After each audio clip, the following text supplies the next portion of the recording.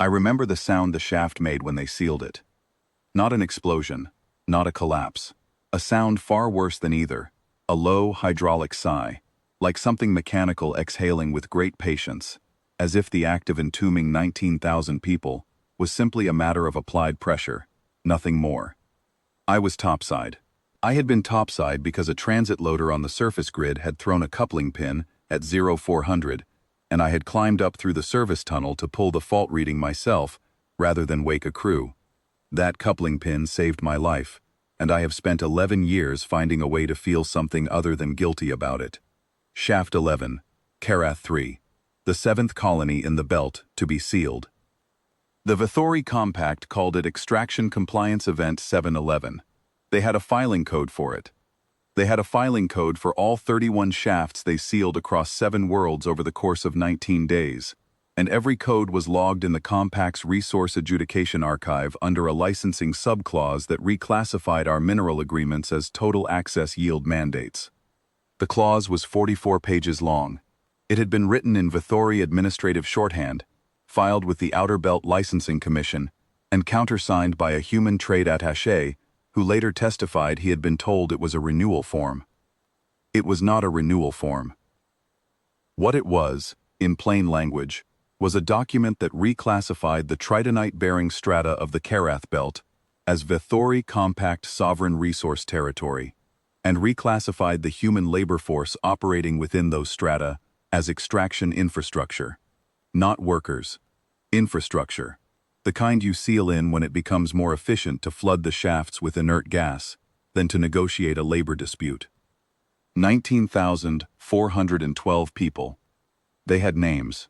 I spent 9 years collecting them from whatever colonial registration fragments survived the Compact's purge of our administrative databases, cross-referencing shift rosters with birth records and medical files and letters home that had been queued in the communication buffer when the barges cut the relay.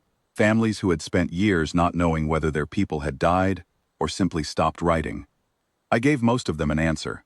It was not a kind answer, but it was the only one I had to give. The dossier ran to 2,300 pages. I delivered it to the Earth Admiralty Commission 14 months after I finished it.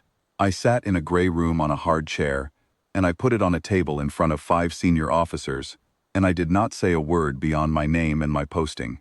The dossier said everything that needed saying. Admiral Renee Vaster read the first 40 pages in the room while I waited. She did not look up from the pages. When she finished the 40th page, she set the dossier down, pressed both palms flat on the table, and said, "How many nodes does the Compact operate in the Karath Belt system?" I told her 31. She said, "How many shafts did they seal?" 31. She nodded once, the way you nod when an arithmetic problem resolves cleanly, and she said, "Then we know the sequence." I did not expect to be on the flagship. I was a surveyor.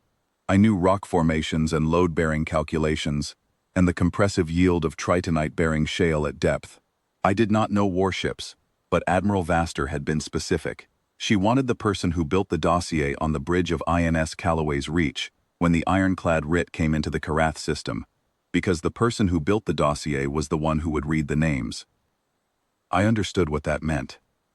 The Writ dropped out of transit at 0611 local time, 740 warships settling into formation around Karath 3, with the kind of unhurried precision that belongs only to things that have already decided the outcome. I stood at the secondary communications array and watched the display resolve. The fleet spread across 600,000 kilometers of space, organized by target assignment, each ship already locked to its node. 31 target designations, 31 Vithori Compact facilities, extraction hubs, processing stations, administrative centers, the licensing archive itself. The Compact had been notified of our transit 7 hours prior. They had been given a compliance window. They had spent those 7 hours transmitting legal objections to the Outer Belt Licensing Commission, citing the 44-page subclause and requesting arbitration under Resource Adjudication Protocol 9. Admiral Vaster had not replied to any of them. She stood at the main tactical display with her hands clasped behind her back, and she said, to no one in particular, "Open the frequency."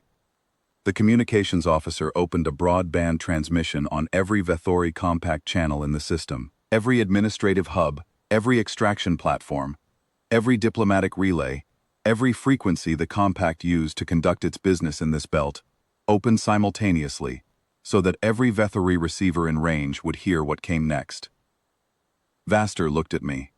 I had the names in a data slate, 19,412 of them, ordered by shaft, by date, by the sequence in which the Vethori compact had sealed them in. I began with Shaft 1, Kareth 7, the first world they had done it to. Merritt Osei, Bren Calloway, Idris Ven, Tomas Reyes, Hannah Dace.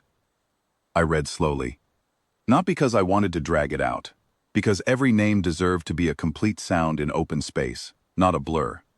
The communications officer told me later that the transmission carried to 11 Vethori relay stations beyond the Karath system. I do not know if that is true. I know that while I read, Admiral Vaster gave the first target authorization.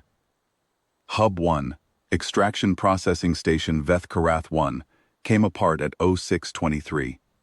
The display registered it as a structural collapse event. What it looked like on the long-range feed was a brief, bright point of light, and then nothing, and then the system's atmospheric particulate readings, showing a very slight increase in the Karath 3 orbital plane. I kept reading. Senna Heron, Devin Mira, Cale Oren, Lena Doss, Warden Cross. Hub 2 fell at 0641. Hub 3 at 0659. The compact's transmissions shifted from legal objections to distress signals somewhere around Hub 7. Admiral Vaster did not acknowledge them. The Writ's communications officer logged them as received and filed them in the same archive the compact had used to file their extraction compliance events, under a notation that read, reviewed. No response indicated. I reached Shaft 7, my shaft, at 0847. 11 years is a long time to carry a list of names.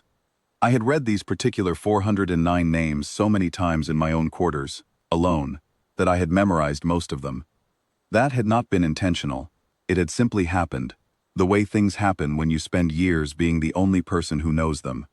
Pale Voss, Marin Reyes, Oren Adric, Sela Okonjo, Devin Solis. Hub 7 fell while I was reading Shaft 7. I did not look up from the slate. I read for 5 hours and 40 minutes. The Ironclad Writ worked through its target list the way you work through a column of figures, steadily, without haste, without deviation. 21 of the 31 nodes were Vethori crewed. The compact had evacuated them in the hours before our arrival, which was their right, and we allowed it, because we had not come for bodies. We had come for the infrastructure. The same infrastructure that had sealed 31 shafts with 19,000 people inside. Some nodes were automated, some were not. The ones that were not, 7 administrative stations and the licensing archive itself, surrendered on approach and were boarded and stripped of their complete records before the Writ's engineering teams finished what the boarding teams had started. The compact's resource adjudication archive was intact, all of it, 44 years of extraction licensing, every subclause, every filing code, every extraction compliance event record with its date and its location, and the number of humans classified as infrastructure and then removed. I read the last name on the list at 12:52. Bren Oral. My brother had been on a different shift rotation than me. He had gone down at 0300. I had been topside at 0400 when the coupling pin failed.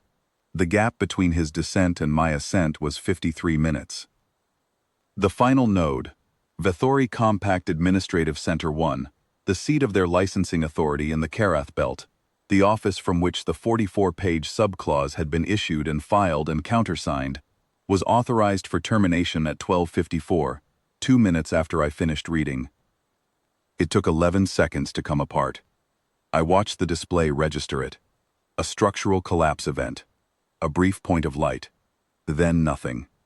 Admiral Vaster let the open frequency sit for 60 seconds of silence after the last node fell.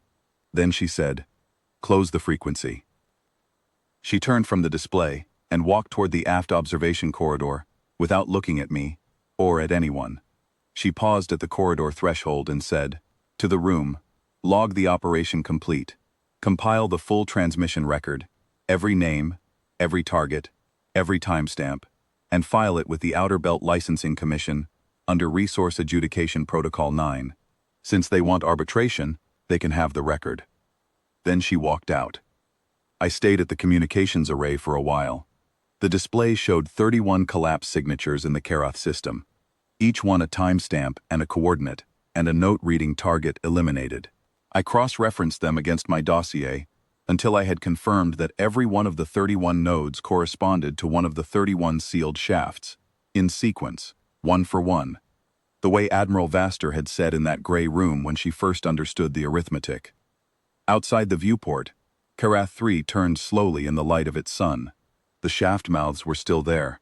You could see them from orbit if you knew where to look. 31 sealed entries in the rock, each one a compliance event in a compact archive that no longer had an administrative center to maintain it. They would be unsealed eventually. Engineering teams were already drawing up the assessments.